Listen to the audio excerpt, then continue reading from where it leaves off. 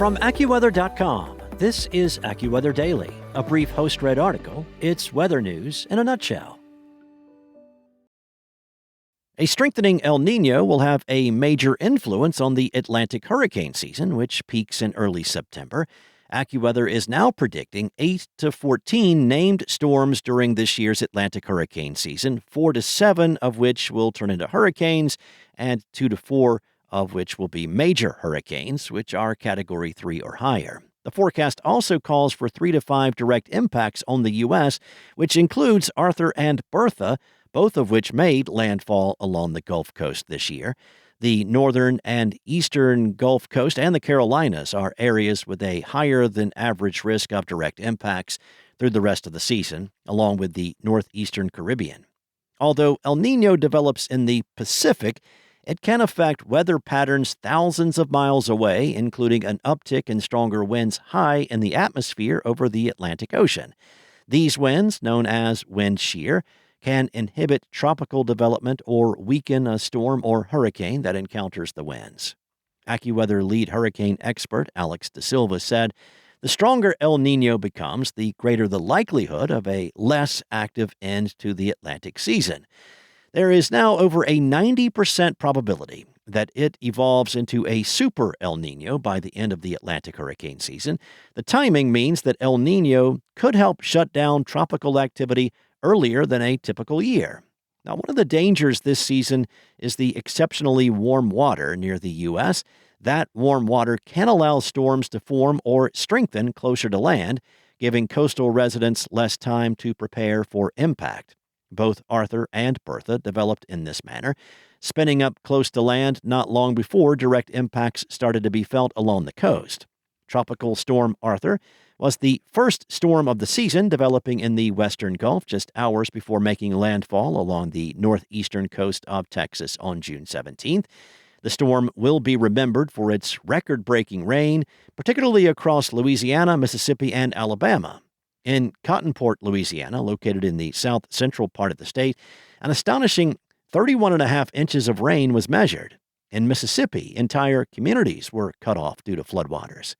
On June 20th, Tropical Storm Bertha developed in the northeastern Gulf and strengthened as it tracked nearly parallel to the coastline before making landfall in Louisiana on June 22nd, followed by another landfall near the border of Louisiana and Texas on June 23rd.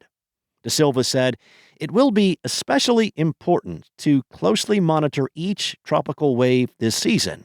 Some tropical waves may remain disorganized while crossing the Atlantic, only to develop and intensify once they reach the exceptionally warm waters near the U.S., such as in the western Caribbean or Gulf."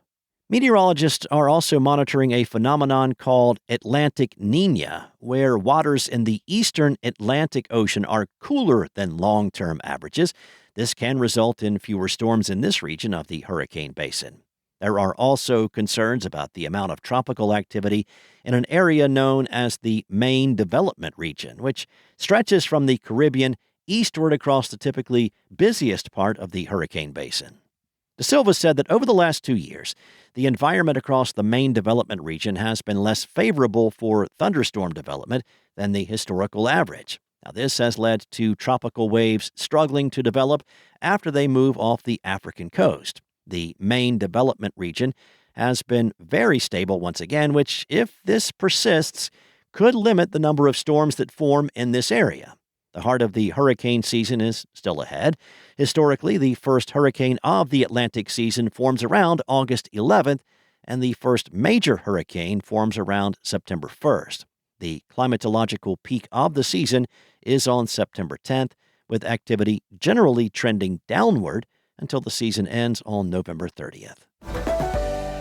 Well, a rare rainstorm will move southeastward across parts of the plains and Midwest with downpours and localized severe thunderstorms for some areas, including maybe impacting the Lollapalooza Music Festival in Chicago this weekend.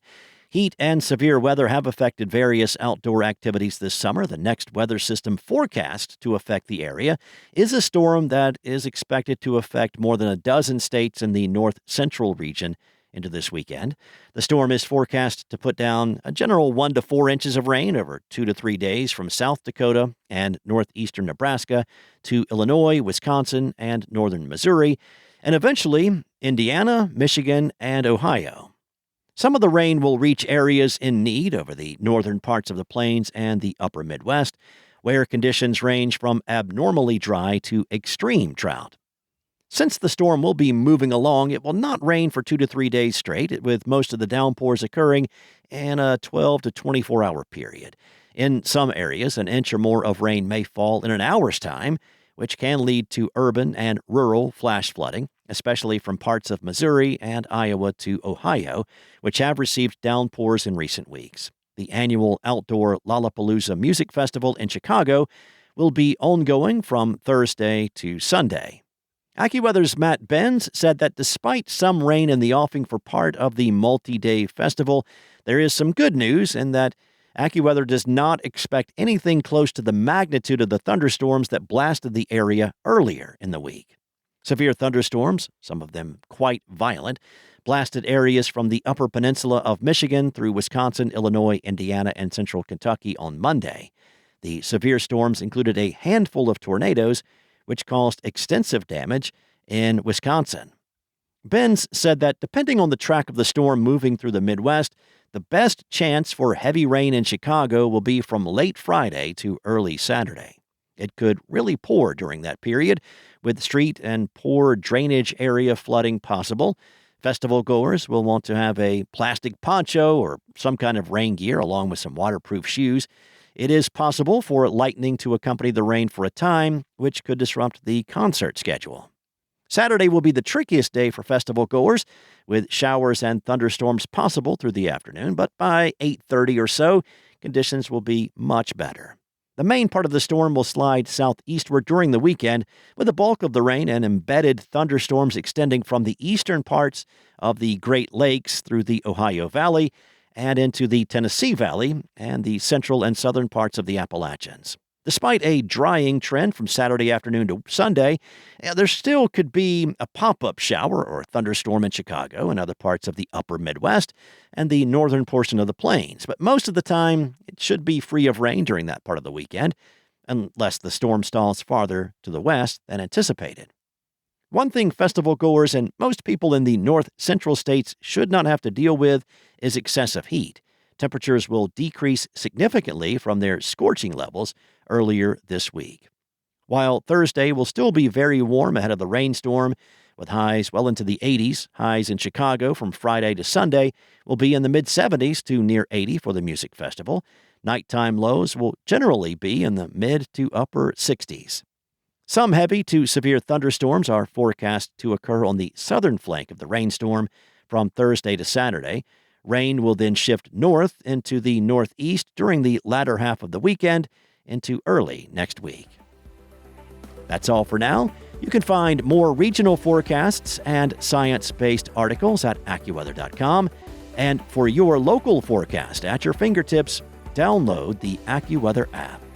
Enjoy the rest of your day, stay weather aware, and I'll be back tomorrow with more from AccuWeather.